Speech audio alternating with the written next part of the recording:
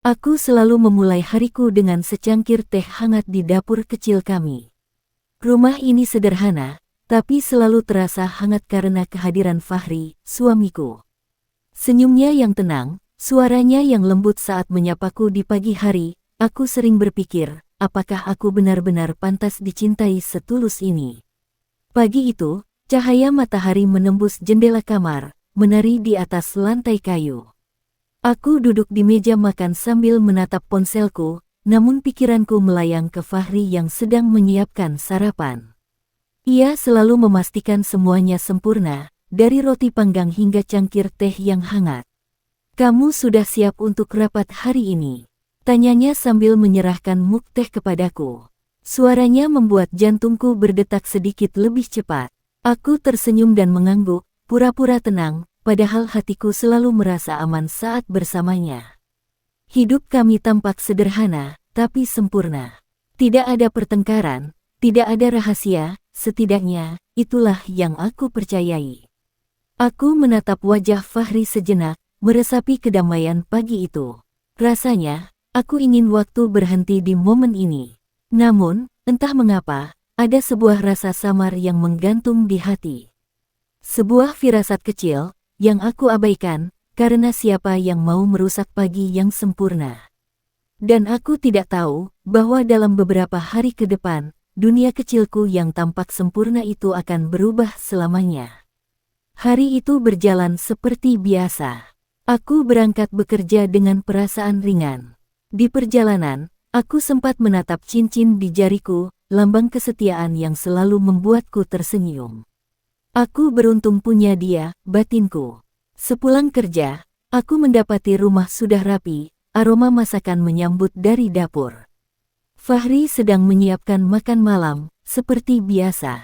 Tapi ada sesuatu yang berbeda, ia tampak terburu-buru, seolah ingin menyembunyikan sesuatu di ponselnya sebelum aku masuk. "Ada yang kamu sembunyikan?" tanyaku setengah bercanda. Fahri tersenyum, tapi matanya tak menatapku lama. "Enggak, cuma urusan kantor," jawabnya cepat. Aku mencoba percaya, tapi sejak malam itu, ada hal kecil yang terasa ganjil. Ponselnya kini selalu ia bawa, bahkan ke kamar mandi. Ia juga sering menerima panggilan dengan suara rendah, lalu menjauh ke teras. Aku tak ingin berpikiran buruk. Aku percaya padanya, atau mungkin aku memaksa diriku untuk percaya. Malam itu, setelah ia tertidur, aku menatap wajahnya lama. Senyumnya masih sama, tapi hatiku mulai dipenuhi tanya yang belum berani aku ucapkan. Apakah aku berlebihan, atau justru selama ini aku terlalu buta untuk melihat kebenaran?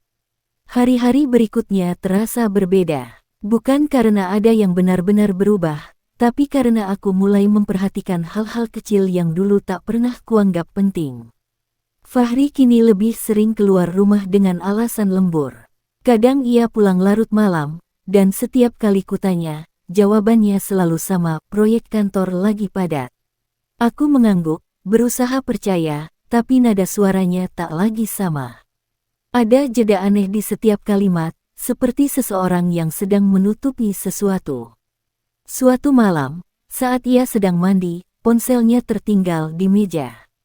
Cahaya layar yang tiba-tiba menyala menarik perhatianku. Sebuah pesan masuk, hanya satu nama di layar, tanpa foto profil, tapi hatiku bergetar hebat saat membaca nama itu, Nadia. Tanganku refleks gemetar. Aku tidak membuka pesannya, tapi cukup hanya dengan melihat notifikasi itu, dadaku terasa sesak. Siapa dia? Teman kantor, klien, atau seseorang yang lain? Aku menatap layar ponsel itu lama.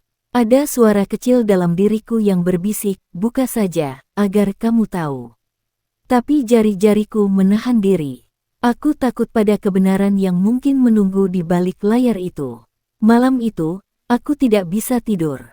Setiap kali aku menutup mata, bayangan nama Nadia terus menari di pikiranku. Dan untuk pertama kalinya sejak menikah, aku mulai merasa asing di rumahku sendiri. Aku tak tahu, apakah aku sedang kehilangan suamiku, atau justru kehilangan diriku sendiri. Sejak malam itu, pikiranku tak pernah tenang. Setiap gerak-gerik Fahri terasa mencurigakan, meski aku berusaha menepis semua prasangka buruk. Tapi semakin aku mencoba menenangkan hati, semakin kuat rasa gelisah yang menjerat pikiranku. Pagi itu, saat aku menyiapkan sarapan, ponselnya kembali bergetar di meja. Sekilas kulihat nama yang sama muncul di layar, Nadia. Aku terpaku. Rasanya waktu berhenti. Tanpa sadar, tanganku berhenti mengaduk teh. Air mataku menetes begitu saja, entah karena takut atau kecewa. Sayang, kamu kenapa? Suara Fahri tiba-tiba terdengar dari belakang, membuatku hampir menjatuhkan sendok. Aku buru-buru menyeka pipi dan memaksa tersenyum. Nggak apa-apa, cuma kepikiran kerjaan. Ia tersenyum, seolah tak menyadari apapun. Tapi senyum itu, kini terasa seperti topeng. Sepeninggalnya berangkat kerja, aku duduk diam di ruang tamu. Pandanganku kosong, hanya menatap ponselnya yang tertinggal di meja. Untuk pertama kalinya, aku merasa dorongan itu begitu kuat, dorongan untuk tahu, untuk memastikan, untuk berhenti menebak-nebak. Tapi aku juga takut. Takut jika kebenaran yang kutemukan justru menghancurkan segalanya. Aku menatap cermin di depan meja rias, wajahku pucat. Apa aku siap kehilangan dia kalau semua ini benar? Bisikku pada diri sendiri. Hari itu, aku mengambil keputusan, satu langkah kecil yang akan mengubah seluruh hidupku. Aku akan mencari tahu siapa Nadia sebenarnya. Dan di detik itu juga, aku tak tahu bahwa langkah kecilku akan membawa badai besar yang tak bisa kuhentikan. Hari itu aku memutuskan untuk tidak bekerja. Aku menunggu hingga Fahri berangkat, memastikan ia benar-benar pergi. Begitu pintu tertutup, suasana rumah terasa hampa. Hanya suara jam dinding yang berdetak pelan, satu-satunya saksi dari hatiku yang berdebar tidak karuan. Aku menatap ponsel Fahri di meja. Tangan ini bergetar saat meraihnya. Aku tahu, aku melanggar kepercayaannya. Tapi bukankah aku berhak tahu kebenaran tentang rumah tanggaku sendiri? Kupeluk ponsel itu di dada sejenak, seolah berharap bisa menenangkan hati sendiri. Lalu, dengan napas tertahan, aku menyalakannya. Layar menyala, dan dunia seolah berhenti. Ada notifikasi dari Nadia. Pesannya pendek, aku rindu. Malam ini jadi, kan? Jantungku berdetak begitu keras sampai rasanya telingaku ikut berdenging. Tanganku lemas, ponsel hampir terjatuh. Aku tak tahu harus menangis atau marah. Kata, rindu, terasa seperti duri yang menusuk perlahan. Aku mencoba mencari penjelasan, mungkin ini hanya salah paham, mungkin hanya teman kerja, atau candaan. Tapi pesan-pesan sebelumnya membuatku kehilangan napas. Ada percakapan yang hangat, penuh perhatian, dan terlalu akrab untuk disebut urusan pekerjaan. Aku duduk di lantai, menatap kosong. Ternyata, badai itu sudah lama datang, hanya aku yang menutup mata. Tapi di tengah rasa hancur itu, ada sesuatu yang lebih kuat dari air mataku, keinginan untuk tahu semuanya. Siapa Nadia? Sejak kapan mereka saling mengenal? Dan apa yang sebenarnya terjadi di balik setiap lembur yang selama ini ia katakan. Hari itu, aku berjanji dalam hati. Lebih besar dari, aku tidak akan diam lagi. Aku harus tahu kebenarannya, meski itu menghancurkan aku sendiri. Malam itu, setelah memastikan semua lampu mati dan rumah sunyi, aku duduk di ruang tamu dengan ponsel Fahri di tangan. Jantungku berdebar begitu keras, seolah ingin memberitahuku untuk berhenti. Tapi rasa penasaran dan rasa takut kehilangan membuatku menahan diri dari mundur. Aku membuka pesan dari Nadia. Percakapan mereka begitu akrab, begitu hangat, seolah aku tak pernah ada di samping Fahri. Ada candaan kecil, pujian lembut, dan rencana pertemuan malam ini. Setiap kata terasa seperti duri yang menusuk hatiku perlahan. Tangisku menetes tanpa suara. Aku merasakan dunia sekeliling runtuh, tapi aku juga sadar, ini bukan saatnya menyerah. Aku harus mencari tahu, menelusuri setiap jejak yang bisa membawaku pada jawaban. Di saat itu, aku melihat pesan lain yang membuat dadaku berhenti sejenak, sebuah alamat, lengkap dengan jam pertemuan. Rasa takut dan sakit bercampur. Aku tahu, jika aku pergi ke sana, aku mungkin akan menghadapi kenyataan yang lebih menyakitkan daripada yang bisa kubayangkan. Tapi suara kecil di dalam hatiku berkata, lebih besar dari ini satu-satunya cara untuk tahu semuanya, dan akhirnya bisa menentukan langkahku selanjutnya. Aku menatap ponsel itu lama, lalu menarik napas dalam-dalam. Keputusan sudah diambil. Malam itu, aku memulai perjalanan yang akan mengubah hidupku selamanya. Aku berdiri di tepi jalan yang sepi, menatap alamat yang tertulis di pesan. Jantungku berdebar tidak karuan, tapi aku menahan napas, mencoba menenangkan diri. Setiap langkah terasa berat, seolah bumi ikut menahan langkahku. Sesampainya di depan gedung yang dimaksud, aku melihat cahaya lampu temaram dari salah satu ruangan. Di sana, suamiku bersama seorang wanita. Duduk berdua, tersenyum, berbicara dengan akrab. Rasa sakit menyergap hatiku. Dunia yang selama ini kuanggap aman, retak begitu cepat. Aku ingin menoleh dan pergi, tapi sesuatu dalam diriku menahan langkah itu. Aku harus tahu, semua ini harus jelas di mataku sendiri. Aku berdiri di balik pintu kaca, menahan air mata yang hampir jatuh. Percakapan mereka terdengar samar, tapi cukup untuk membuat dadaku sesak. Lebih besar dari, aku nggak sabar ketemu lagi malam ini, kata wanita itu lembut. Fahri tersenyum, aku juga. Aku ingin semuanya sempurna untukmu. Seketika, aku merasakan campuran sakit, kecewa, dan marah yang tak bisa kubendung. Namun di tengah badai perasaan itu, aku sadar satu hal, aku tidak bisa hanya diam. Aku harus mencari tahu lebih banyak, menelusuri setiap langkah mereka, demi mendapatkan kebenaran penuh. Dan saat aku berbalik untuk pergi, aku tersandung pada sebuah amplop yang terjatuh di lantai gedung itu. Hatinya berdetak kencang. Amplop itu seolah memanggilku, memberi petunjuk pertama tentang rahasia yang lebih dalam dari yang pernah kubayangkan. Aku tahu, perjalanan ini baru saja dimulai. Amplop yang terjatuh di lantai itu kini ada di tanganku. Rasanya berat, bukan karena isinya, tapi karena tahu bahwa apapun yang ada di dalamnya bisa menghancurkan dunia yang selama ini kuanggap aman. Dengan tangan gemetar, aku membuka amplop itu perlahan. Di dalamnya terdapat beberapa foto dan secarik kertas kecil. Foto-foto itu memperlihatkan Fahri dan Nadia dalam berbagai momen, tertawa, duduk berdua di kafe, bahkan berjalan beriringan di taman yang pernah kami datangi bersama. Napasku tersengal, hatiku terasa remuk, tapi di sela rasa sakit itu, muncul pertanyaan, apakah aku akan langsung konfrontasi atau menyelidiki lebih jauh. Aku memutuskan untuk mengambil jalan hati-hati. Aku harus memastikan semuanya sebelum membuat keputusan yang bisa merusak segalanya. Hari-hari berikutnya, aku diam-diam menelusuri setiap aktivitas Fahri. Aku mencatat jam-jam pulangnya, pesan-pesan yang masuk, dan kebiasaan yang tiba-tiba berubah. Setiap detail kecil membuat hatiku semakin hancur, tapi sekaligus membulatkan tekadku. Namun semakin aku menyelidiki, semakin jelas bahwa jalan ini tidak mudah.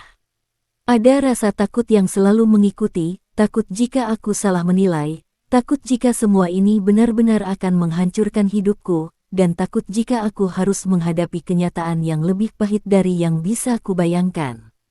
Aku menatap langit malam dari jendela kamar, menghela napas panjang. Di saat itu, aku sadar satu hal.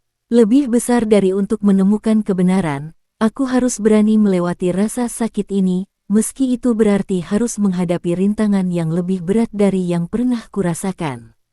Untuk menemukan kebenaran, aku harus berani melewati rasa sakit ini, meski itu berarti harus menghadapi rintangan yang lebih berat dari yang pernah kurasakan. Hari-hari berikutnya, aku merasa seperti berjalan di labirin tanpa ujung. Setiap jejak yang kulacak membawa lebih banyak pertanyaan daripada jawaban.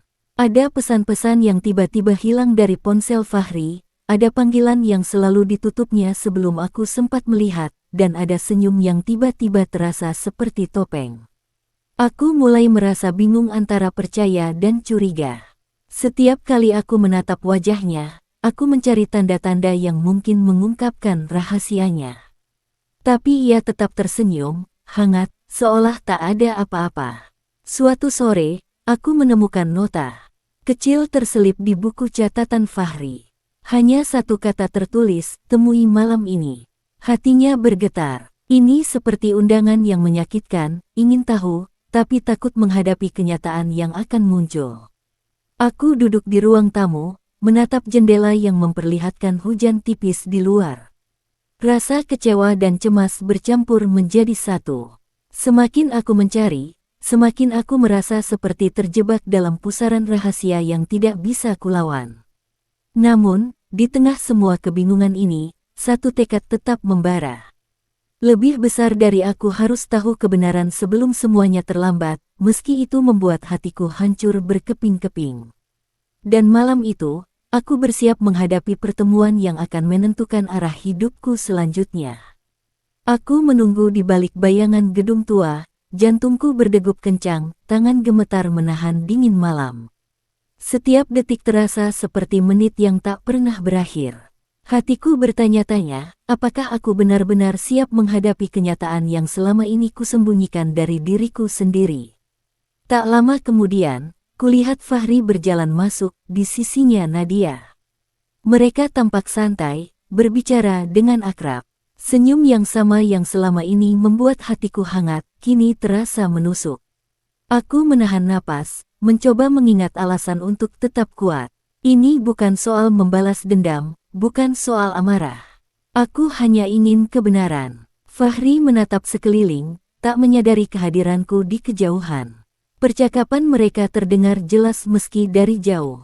Lebih besar dari, aku ingin malam ini spesial, kata Nadia lembut.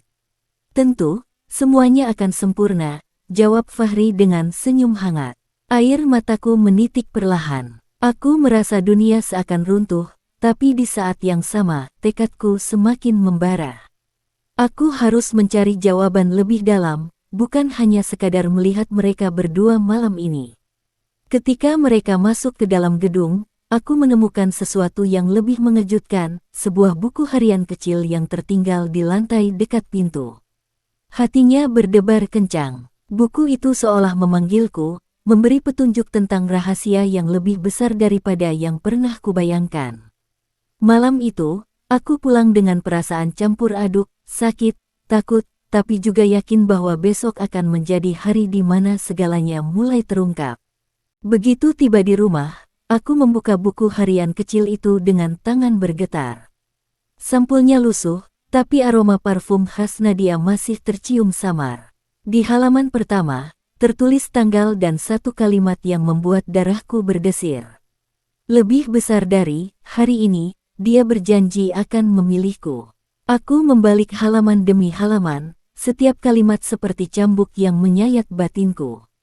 Ada banyak catatan tentang pertemuan mereka, tentang pesan-pesan yang tak pernah kutahu, bahkan tentang rencana-rencana yang terdengar seperti awal dari akhir rumah tanggaku. Air mataku jatuh membasahi tinta yang belum sepenuhnya kering. Aku ingin marah, tapi tubuhku terlalu lemah untuk menanggung beban itu. Rasanya seperti dihancurkan dari dalam, perlahan, tapi pasti. Namun, di tengah kekacauan itu, aku menemukan sesuatu yang membuatku berhenti bernapas sejenak. Sebuah halaman yang berbeda, ditulis dengan tulisan tangan Fahri sendiri. Tulisannya gemetar, seperti ditulis dalam keadaan terburu-buru. Lebih besar dari, jika seseorang menemukan ini sebelum aku sempat menjelaskan, percayalah, semuanya tidak seperti yang terlihat. Aku terdiam. Dunia yang tadinya hitam putih mendadak berubah abu-abu. Ada rasa bingung, antara percaya atau tidak. Apakah aku baru saja salah menilai? Ataukah ini bagian dari kebohongan yang lebih halus? Malam itu, aku menatap cermin di kamar, menatap diriku yang lelah dan rapuh. Dalam pantulan itu, aku hanya melihat seorang perempuan yang terjebak antara cinta dan kebenaran. Dan di tengah isak tangis yang tak sanggup kutahan, aku berjanji pada diri sendiri. Lebih besar dari aku akan mencari tahu semuanya, entah harus sejauh apa aku melangkah. Pagi itu, Aku memulai langkah pertama dari janji itu. Mata sembab, tapi hatiku dingin. Tak ada lagi ruang untuk ragu. Aku ingin kebenaran, meski harus menanggung sakit yang lebih dalam. Aku pergi ke kantor Fahri, berpura-pura ingin mengantarnya makan siang. Sekretarisnya tampak kikuk saat melihatku datang tanpa kabar. Dan di atas mejanya, ada sebuah amplop coklat tanpa nama, ditandai dengan tulisan kecil di sudutnya untuk dia yang akhirnya tahu. Aku merasa lututku melemah. Amplop itu seperti menatap balik ke arahku, menunggu untuk dibuka. Dengan tangan gemetar, aku menarik kertas di dalamnya. Isinya hanya beberapa baris. Lebih besar dari, "Maafkan aku, jika semua terlihat salah. Aku melakukan ini bukan untuk mengkhianatimu, tapi untuk menyelamatkanmu. Percayalah, tidak semua kebenaran bisa diucapkan tanpa menimbulkan luka." Tak ada tanda tangan, tapi aku tahu tulisan itu, tulisan Fahri. Hatinya seolah diremas. Bagaimana mungkin sesuatu yang terasa seperti pengkhianatan, ternyata bisa memiliki alasan tersembunyi. Aku melangkah keluar kantor dengan langkah gontai. Hujan turun tiba-tiba, membasahi wajahku, entah air hujan, entah air mata. Di dalam diriku, dua suara terus bertarung, satu meminta untuk percaya, yang lain memaksa untuk menyerah. Dan di tengah hujan itu, sebuah pesan masuk ke ponselku.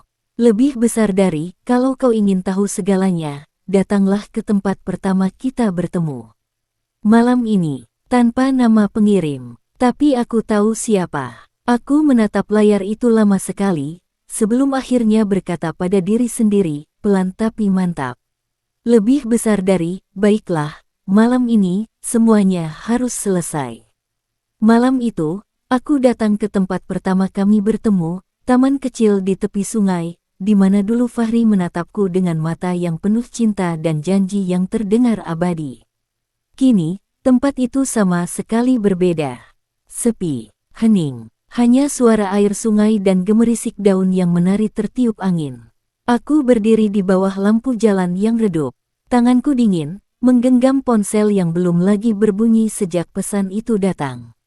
Setiap bayangan yang lewat membuat jantungku berdegup lebih cepat. Aku menunggu, tapi tak tahu apa yang sebenarnya kutunggu, kebenaran, atau akhir dari segalanya. Beberapa menit kemudian, langkah kaki terdengar mendekat. Fahri muncul dari balik gelap, tanpa payung, basah kuyup oleh hujan yang baru saja reda. Wajahnya pucat, dan matanya penuh rasa bersalah. "Aku tahu kau akan datang," katanya pelan. Aku menatapnya tanpa suara. Terlalu banyak pertanyaan, terlalu sedikit keberanian untuk mengucapkannya. Ia menarik napas panjang, lalu menyerahkan sebuah amplop putih kepadaku. "Semua jawabannya ada di sini. Tapi sebelum kau membacanya, aku ingin kau dengarkan satu hal." Aku tetap diam. Ia melanjutkan, suaranya bergetar, "Selama ini aku berbohong, tapi bukan karena aku tak mencintaimu. Aku hanya ingin melindungimu dari sesuatu yang lebih besar." Aku menatapnya tajam. "Melindungiku? Dengan cara membuatku hancur seperti ini?" Air mata menetes di pipiku, tapi suaraku tak bergetar. Ia menunduk, tidak membantah. "Kau akan mengerti setelah membaca surat itu." Aku menatap amplop di tanganku. Entah kenapa, aku takut membukanya. Karena mungkin, di dalamnya, aku akan menemukan kebenaran yang jauh lebih menyakitkan daripada semua kebohongan yang pernah ia katakan. Dengan tangan bergetar, aku akhirnya merobek amplop putih itu. Kertas di dalamnya sudah agak lembab karena hujan. Tulisan Fahri tampak terburu-buru, namun setiap huruf terasa berat, seperti beban yang disembunyikan terlalu lama.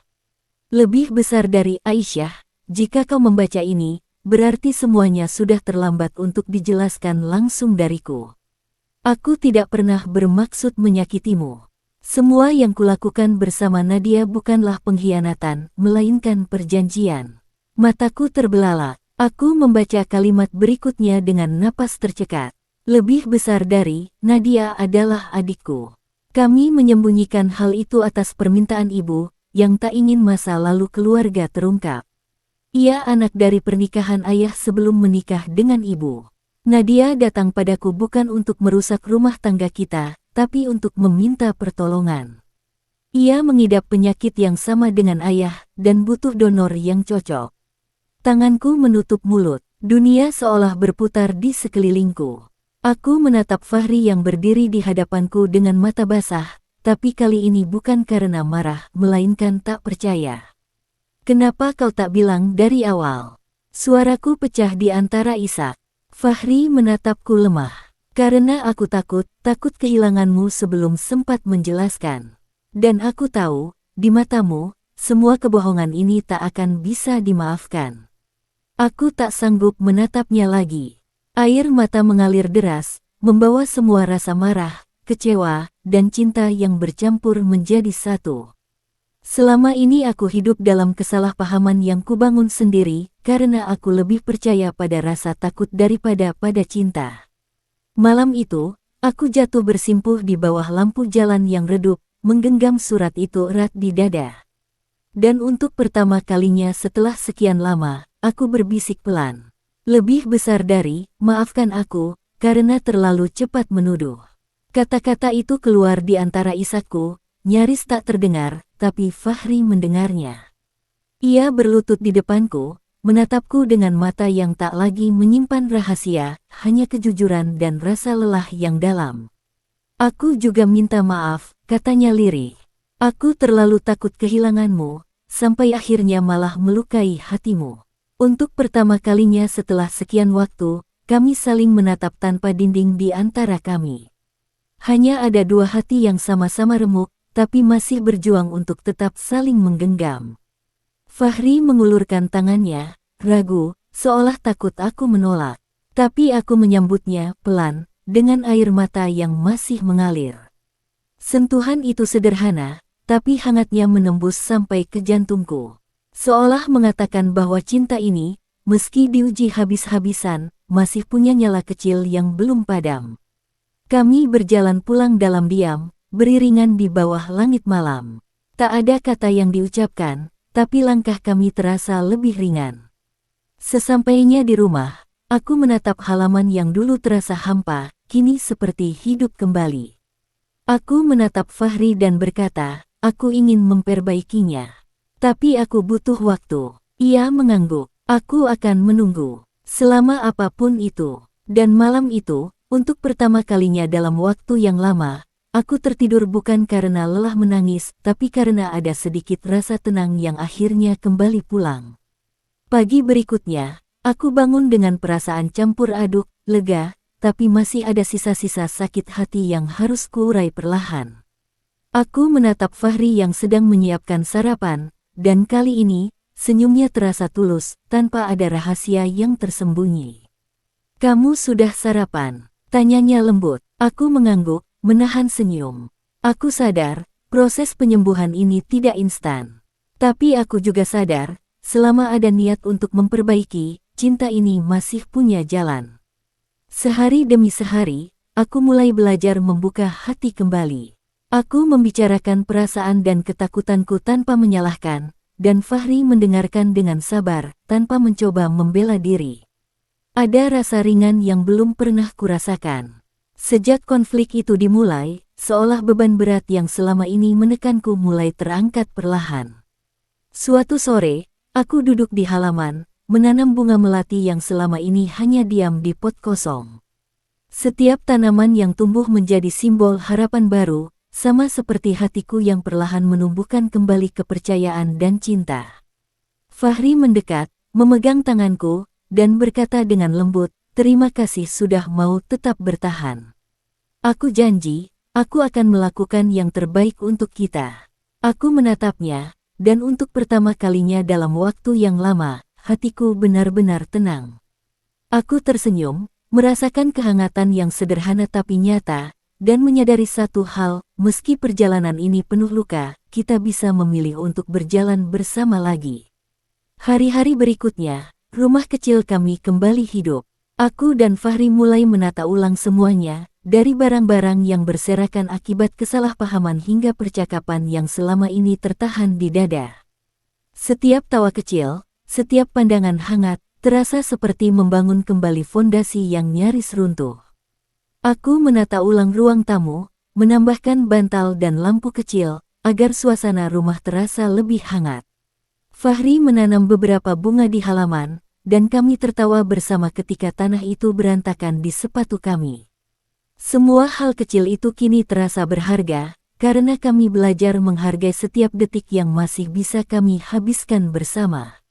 Suatu sore, kami duduk berdua di teras, menatap matahari yang perlahan tenggelam. Aku memegang tangannya erat, dan ia menggenggam balik dengan lembut. "Terima kasih sudah bersabar," ucapku. Fahri tersenyum, dan terima kasih sudah mau memberi aku kesempatan kedua. Aku menatap wajahnya lama, menyadari bahwa cinta yang sejati bukan tentang sempurna, tapi tentang keberanian untuk tetap bertahan di tengah badai, belajar memaafkan, dan membangun kembali kepercayaan. Dan malam itu, ketika lampu rumah menyala hangat, aku tahu satu hal. Lebih besar dari kita tidak hanya menata rumah, tapi juga menata hati kita sendiri, hati yang kini siap menghadapi hari esok bersama. Pagi itu, aku duduk di teras sambil menyesap teh hangat. Matahari mulai menembus jendela, menyinari halaman rumah yang kini penuh bunga. Hening, tapi berbeda, bukan kesunyian yang menakutkan, melainkan kesunyian yang menenangkan. Aku menatap jendela kamar, mengingat malam-malam gelap yang telah kulewati, pesan-pesan yang mengusik hati, dan rahasia yang nyaris merobohkan segalanya. Semua itu kini terasa seperti pelajaran yang tak ternilai. Aku tersenyum sendiri, menyadari bahwa rasa sakit bukan untuk mematahkan, tapi untuk mengajarkan keberanian, kesabaran, dan cinta yang sesungguhnya. Fahri keluar dari kamar, menatapku dengan mata lembut. "Apa yang kau pikirkan?" tanyanya. Aku menoleh dan memegang tangannya. "Aku hanya bersyukur kita masih punya kesempatan untuk memperbaiki semuanya. Untuk hidup bersama dengan lebih baik." Ia tersenyum, dan kami duduk berdua, diam tapi nyaman. Tak perlu kata-kata berlebihan, hanya dua hati yang telah melalui badai dan kini menemukan kedamaian. Di hari itu, aku menyadari satu hal penting, bahwa hidup ini penuh ketidakpastian, tapi yang membuatnya indah adalah keberanian untuk menghadapi kenyataan, belajar memaafkan, dan memilih untuk mencintai meski telah terluka. Namun siapa sangka, setelah semua luka sembuh, takdir justru menyiapkan ujian baru, kali ini bukan tentang hati, tapi tentang kehilangan. Beberapa bulan kemudian, kehidupan kami berjalan tenang. Fahri kembali mengajar di pesantren, dan aku sibuk mengurus taman kecil serta kegiatan ibu-ibu pengajian. Hidup kami sederhana, tapi cukup. Namun ketenangan itu hancur di suatu pagi, saat Fahri tiba-tiba jatuh pingsan di halaman, tepat di antara bunga melati yang dulu kami tanam bersama. Aku berlari, mengguncang tubuhnya yang dingin. "Fahri, bangun, tolong bangun." Darah seakan berhenti mengalir di tubuhku. Wajahnya pucat, napasnya terengah. Dalam kepanikan, aku hanya mampu berdoa, air mata jatuh tanpa bisa kutahan. Rumah kami berubah menjadi hiruk-pikuk doa dan tangis. Dokter datang, lalu pergi dengan tatapan yang membuat hatiku bergetar. "Bu Aisyah, suami ibu butuh penanganan cepat di rumah sakit. Ini bisa berbahaya." Sepanjang perjalanan, aku menggenggam tangan Fahri erat, seolah takut waktu akan merebutnya. Aku terus berbisik, "Bertahanlah, Fahri. Aku belum selesai mencintaimu. Jangan pergi." Di ruang ICU, suara mesin dan detak monitor jadi musik paling menyakitkan dalam hidupku. Aku duduk di kursi dingin, menatap kaca, dan berbisik lirih kepada Tuhan. "Jika ini ujian terakhir, izinkan aku kuat. Tapi kalau Engkau mau mengambilnya, tolong, ambillah dengan lembut." Detak mesin di ruang ICU terdengar seperti musik yang menegangkan dan menenangkan sekaligus. Aku menunduk, menggenggam tangan Fahri erat, merasakan setiap tarikan napasnya seolah menjadi denyut jantungku sendiri. Lama-lama, napasnya stabil. Ia membuka mata perlahan, menatapku dengan pandangan yang masih lemah tapi penuh cinta. "Aku, di sini," bisiknya serak. Air mata kebahagiaan dan rasa syukur mengalir deras dari pipiku. Aku menggenggam wajahnya, merasakan hangatnya kehidupan yang kembali hadir. Beberapa hari kemudian, kami duduk di halaman rumah, dikelilingi bunga melati yang tumbuh subur. Semua rasa sakit, semua kesalahpahaman, dan semua ketakutan yang pernah kami rasakan terasa jauh di belakang. Aku menatap Fahri, tersenyum, dan berkata, aku belajar banyak dari semua ini. Tentang cinta, tentang kesabaran, dan tentang percaya. Ia menggenggam tanganku, lembut tapi mantap. Aku juga, dan aku berjanji, tak akan ada lagi rahasia yang menyakiti kita. Di sore itu, aku menulis di buku harianku. Lebih besar dari, hidup memang penuh badai, tapi setiap badai mengajarkan kita untuk lebih kuat. Cinta sejati bukan tentang tak pernah terluka, tapi tentang berani bertahan, memaafkan, dan menata hati kembali. Hari ini, aku bersyukur, karena cinta kami berhasil melewati semua ujian. Dan ketika matahari perlahan tenggelam, cahaya keemasan menembus jendela rumah kecil kami. Aku tahu, di balik semua luka dan air mata, selalu ada harapan yang menunggu, cahaya yang akan selalu menunjukkan jalan pulang ke hati.